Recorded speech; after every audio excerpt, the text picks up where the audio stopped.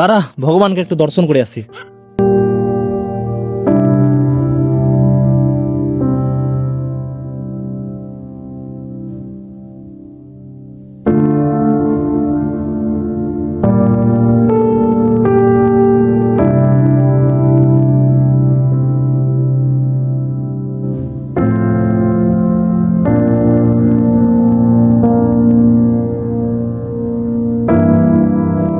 চল। আচ্ছা রাহুল, ভগবানের কাছে কি তোর কিছু চাওয়ার নাই? তুই তো অনেকদিনই দেখি তুই তো ভগবানের কাছে কিছুই চাস না, কেন বলতো? দেখ, ঠাকুরকে প্রার্থনা করে কিছু চাওয়া মানে নিজের স্বার্থে ব্যবহার করা। যখন তুই ভগবানকে ডাকবি না, নিঃস্বার্থ ভাবে ডাকবি, বুঝছিস? তুই ভুল বলছিস, তাই হয়? আমি ভগবানের কাছে কিছু চাইবো, এর জন্য তো ভগবানকে প্রার্থনা করা।